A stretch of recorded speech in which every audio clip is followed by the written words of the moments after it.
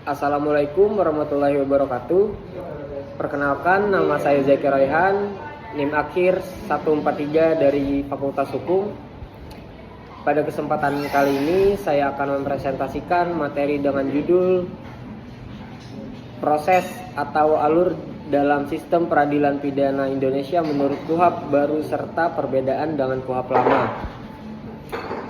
Adapun tujuan dari presentasi ini adalah yang pertama, untuk memahami alur sistem peradilan pidana di Indonesia, dan yang kedua menjelaskan tahapan-tahapan proses berperkara pidana menurut KUHP yang baru, dan yang ketiga serta membandingkan perbedaannya dengan KUHP yang lama.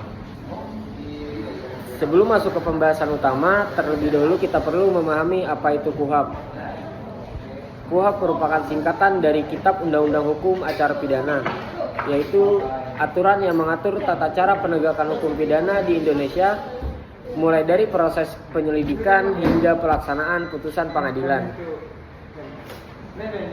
KUHP lama yang selama ini digunakan merupakan produk hukum yang sudah cukup lama sehingga dianggap tidak lagi sepenuhnya relevan dengan perkembangan zaman, terutama dalam hal perlindungan hak asasi manusia, transparansi, dan perkembangan teknologi.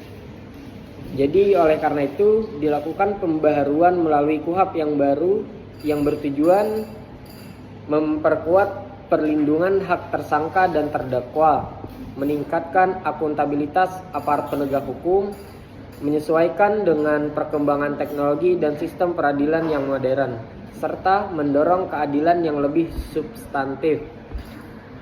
Alur sistem peradilan pidana menurut KUHP yang baru, kita masuk ke inti pembahasan, yaitu alur atau proses dalam sistem peradilan pidana. Secara umum, alur sistem peradilan pidana terdiri dari beberapa tahapan utama, yaitu yang pertama tahap penyelidikan. Tahap pertama adalah penyelidikan. Penyelidikan merupakan proses awal yang dilakukan oleh aparat kepolisian untuk mencari dan menemukan suatu peristiwa yang diduga sebagai tindak pidana. Pada tahap ini, aparat akan mengumpulkan informasi, mencari bukti permulaan, menentukan apakah suatu peristiwa dapat ditingkatkan ke tahap penyidikan. Dalam KUHP baru, penekanan diberikan pada profesionalitas aparat, larangan tindakan sewenang-wenang, serta penghormatan terhadap hak warga negara. Dan yang kedua, tahap penyidikan. Jika ditemukan bukti permulaan yang cukup, maka proses dilanjutkan ke tahap penyidikan. Penyidikan bertujuan untuk mengumpulkan bukti, menetapkan tersangka, membuat terang suatu tindak pidana. Pada tahap ini, penyidik memiliki kewenangan seperti penangkapan, penahanan, penggeledahan, dan penyitaan. Dalam KUHP yang baru, terdapat beberapa pembaharuan penting seperti penguatan hak tersangka untuk didampingi penasihat hukum, pengaturan yang lebih ketat terhadap penahanan, transparansi dalam proses pemeriksaan, serta kemungkinan penggunaan teknologi digital dalam pembuktian. Dan yang ketiga, tahap penuntutan.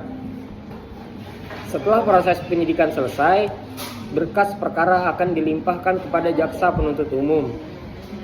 Pada tahap ini, jaksa akan meneliti kelengkapan berkas, menentukan apakah perkara layak untuk diajukan ke pengadilan, menyusun surat dakwaan. Dalam KUHP baru, jaksa memiliki peran yang lebih aktif dalam mengawasi proses penyidikan, menjamin bahwa hak tersangka tidak dapat dilanggar, serta memastikan proses yang berjalan secara adil. Dan yang keempat, tahap pemeriksaan di pengadilan. Tahap berikutnya adalah persidangan di pengadilan. Dalam tahap ini, hakim akan memeriksa dan mengadili perkara pidana secara terbuka dan objektif. Proses persidangan meliputi pembacaan dakwaan, pemeriksaan saksi, pemeriksaan terdakwa, penyampaian tuntutan oleh jaksa, pembelaan dari terdakwa atas penasehat hukum, hingga putusan hakim. Dalam KUHP yang baru terdapat beberapa penekanan, yaitu asas peradilan yang cepat, sederhana, dan biaya ringan. Penggunaan teknologi dalam persidangan, misalnya sidang online, perlindungan terhadap korban dan saksi, serta transparansi proses persidangan. Dan yang kelima, tahap putusan hakim.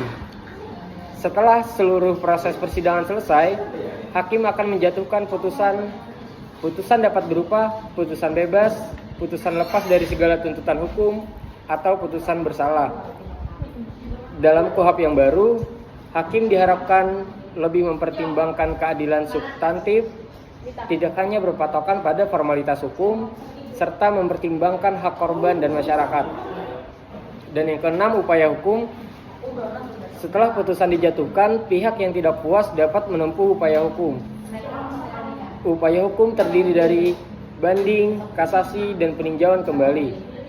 KUHP yang baru memberikan pengaturan yang lebih jelas mengenai batas waktu, kemudahan akses terhadap keadilan, serta efisiensi dalam proses upaya hukum. Dan yang ketujuh, tahap eksekusi. Tahap terakhir adalah pelaksanaan putusan atau eksekusi. Eksekusi dilakukan oleh jaksa setelah putusan memperoleh kekuatan hukum yang tetap. Tujuannya adalah melaksanakan putusan pengadilan, memberikan kepastian hukum, serta menegakkan keadilan. Dan bagian alur saat presentasi saya tampilkan di samping dan adalah bagian alur sistem peradilan pidana menurut KUHP baru.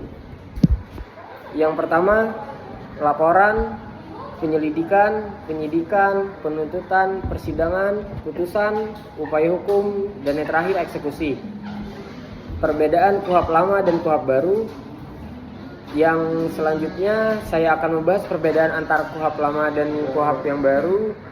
Yang pertama, perlindungan hak asasi manusia. KUHP lama, perlindungan HAM masih terbatas, dan KUHP baru lebih menekankan hak tersangka, terdakwa, dan korban, termasuk hak untuk didampingi pengacara sejak awal. Dan yang kedua, transparansi dan akuntabilitas. KUHP yang lama prosesnya cenderung tertutup, dan KUHP yang baru lebih transparan, lebih memberikan akses informasi kepada publik. Dan yang ketiga, penggunaan teknologi. KUHP yang lama belum mengakomodasi teknologi secara maksimal. Dibandingkan dengan KUHP yang baru, sudah mulai mengakomodasi sidang online, bukti digital, dan administrasi elektronik. Dan yang keempat, peran aparat penegak hukum. KUHP yang lama, peran antar lembaga masih terpisah, sedangkan di KUHP yang baru lebih terintegrasi, ada pengawasan antar lembaga. Dan yang kelima, pendekatan keadilan. KUHP yang lama lebih bersifat formal, dan yang baru lebih mengarah pada keadilan substantif, termasuk membuka peluang pendekatan seperti restoratif justice.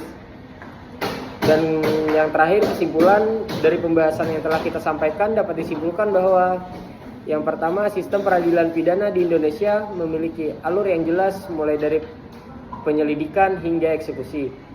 Dan yang kedua, KUHP baru membawa berbagai pembaharuan yang signifikan, terutama dalam hal perlindungan hak asasi manusia, transparansi, dan penggunaan teknologi. Dan yang ketiga, perbedaan antara KUHP lama dan KUHP yang baru menunjukkan adanya upaya untuk menciptakan sistem hukum yang lebih adil, modern, dan efektif. Dan penutupnya, demikian yang dapat saya sampaikan dalam presentasi kali ini. Mohon maaf apabila terdapat kekurangan. Terima kasih atas perhatiannya. Wassalamualaikum warahmatullahi wabarakatuh.